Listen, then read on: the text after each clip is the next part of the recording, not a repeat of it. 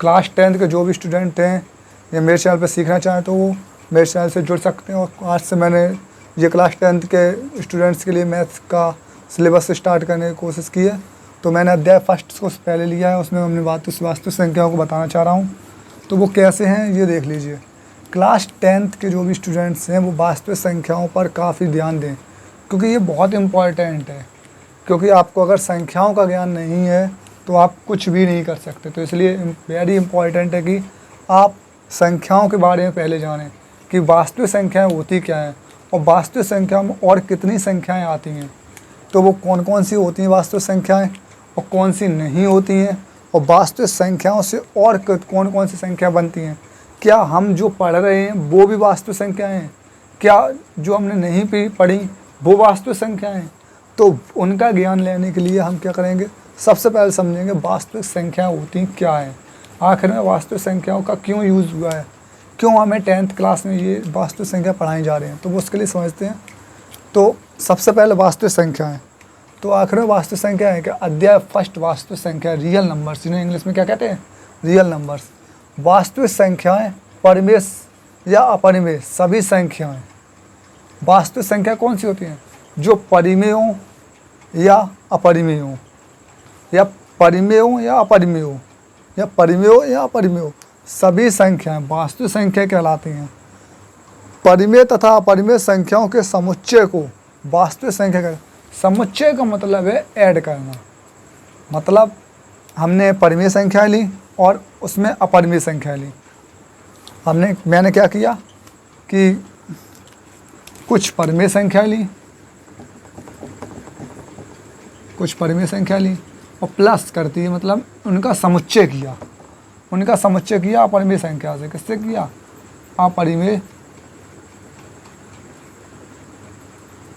अपरिमेय संख्याओं से। समुच्चय करने के बाद में जो हमें समुच्चय प्राप्त हुआ वो क्या होगा, वो होगा वास्तविक संख्याओं का। किसका होगा, वास्तविक संख्याओं का। तो ये समझने के लिए कि वास्तविक संख्याओं का समुच्चय क्या होता है, वास्तविक संख्या कहाँ कैसे मिलती है, अपरिमेय संख्या और अपरिमेय संख्याओं के समुच्चय को क्या कहते हैं, वास्तविक संख्याएं कहते हैं। वास्तविक संख्याओं का समुच्चय कहते हैं। इसे आर से निरूपित करते, आर से ही क्यों करते हैं, क्योंकि ये रियल, इंग्लिश में से क्या कहते हैं वास्तविक को, रियल, इसलिए हम इसे आर से निरूपित करते हैं। तो वास्तविक संख्याएं, सबसे पहले हम करेंगे वास्तविक संख्याएं। तो वास्तविक संख्याओं में परिमेय संख्या आती हैं, अपरिमेय संख्या आती हैं। तो वास्तविक संख्या के दो पार्ट हो गए, परिमेय संख्याएं और अपरिमेय संख्याएं। एक हो गया परिमेय संख्या, ये एक हो गया ये अपरिमेय संख्या। परिमेय संख्या कौन सी होती है, -1, 1, 3/2 समथिंग, ऐसे कह सकते हैं कि एक रियल लाइन है ये लाइन पे एक जीरो है यहाँ पे बीच में, इसके जो बीच में इस तरफ जो आती हैं -1 आती है, यहाँ पे -2 आती है, -3 आती है, इसके बीच में एक आती है -1/2 आती है, इसके बीच में आती है 3/2 हैं, ऐसी प्लस में आती है, +1 आती है, यहाँ पे 2 आता है, यहाँ पे 3 आती है, फिर 4 आता है, इसके बीच में 1/2, इसके बीच में 1/2 आता है, यहाँ पे 3/2 आता है। तो ऐसी जो संख्या होती हैं। अब परिमेय संख्या कौन सी होती हैं, परिमेय संख्या होती हैं वो संख्याएं जो डिवाइड में लिखी हो। कैसी हो, परिमेय संख्या कौन सी होती है, परिमेय संख्या वो संख्या होती हैं जो P/Q की फॉर्म में लिखी हुई, ऐसी P/Q की फॉर्म में लिखी हूँ।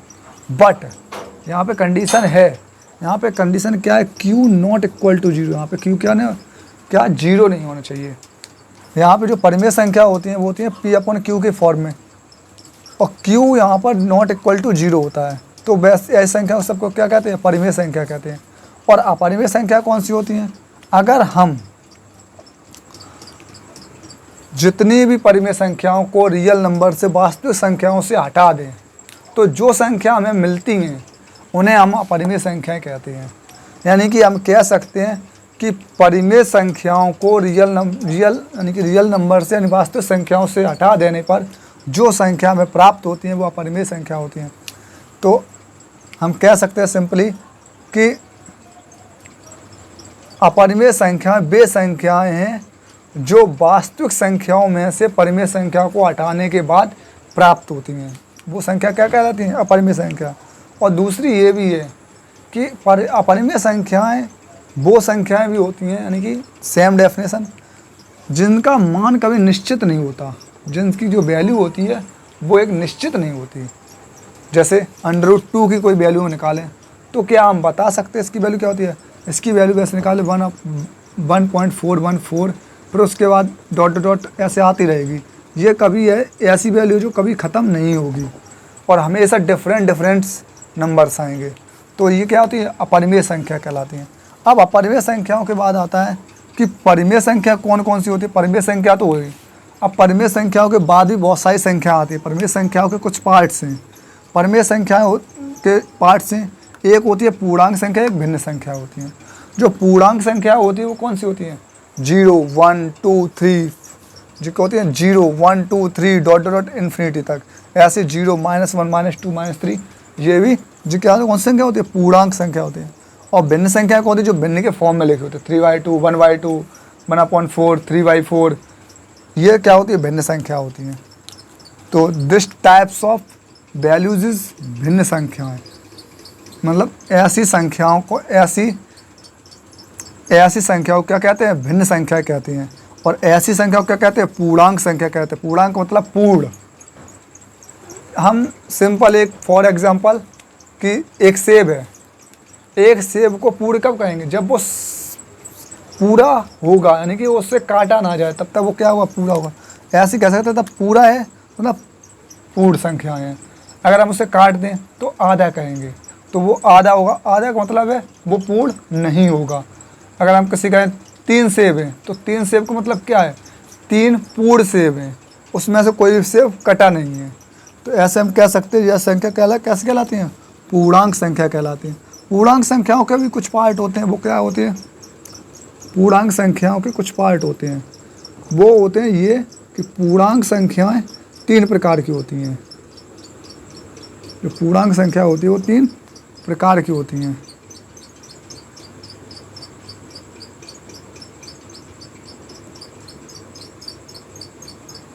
पूर्णांक संख्या कितने प्रकार की होती हैं?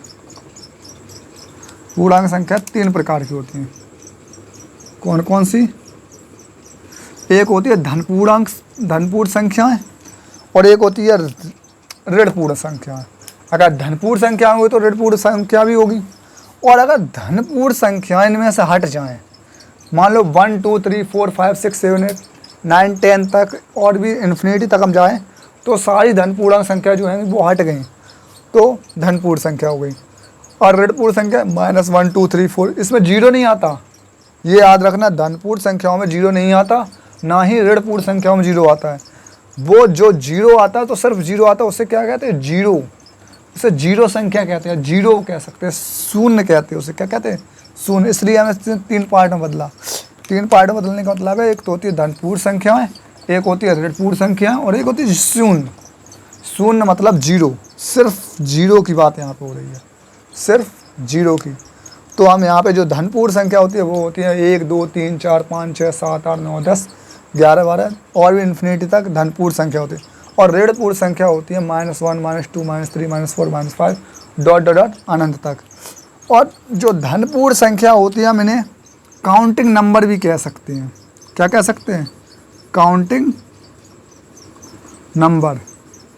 काउंटिंग नंबर मतलब गिनने वाली संख्याएं, या हम कह सकते हैं इन्हें धनपूर्ण संख्या जो होती है प्राकृतिक संख्याएं। क्या होती हैं? प्राकृतिक संख्याएं। धनपूर्ण संख्या जो होती हैं वो कैसी होती हैं? वो प्राकृतिक संख्या जो होता है, हम जिसे पढ़ते हैं नेचुरल नंबर। नेचुरल नंबर भी तो यही तो होते हैं, 1, 2, 3, 4, 5, 6, 7, 8, 9, 10, 11, 12, 13, 14, 15। तो ये सारी क्या होती हैं? धनपूर्ण संख्या। क्या होती है? प्राकृतिक संख्या भी नाम कह सकते हो। और ऋणपूर्ण संख्या कौन सी होती है? ऋणपूर्ण संख्या होती हैं, मतलब जो ऋण में आज जिसमें हम नेगेटिव का साइन लगा दें, -1 है, -2 है, -3 है, जितने भी नेगेटिव अगर लगा देते हैं, तो कोई भी संख्या में नेगेटिव लगा देते हैं और वो पूर्ण है, तो मतलब इसका मतलब क्या है? वो ऋणपूर्ण संख्याएं हैं। तो आज हमने वास्तविक संख्याओं की कुछ नॉलेज ली, कुछ जानकारी हमने दी। तो इसमें से जो भी आपको समझ में आया हो तो प्लीज़ वो मुझे कमेंट बॉक्स में करके बता सकते हैं, और नहीं समझ में आया वो भी बता सकते हैं। और प्लीज़ शेयर एंड सब्सक्राइब कर देना।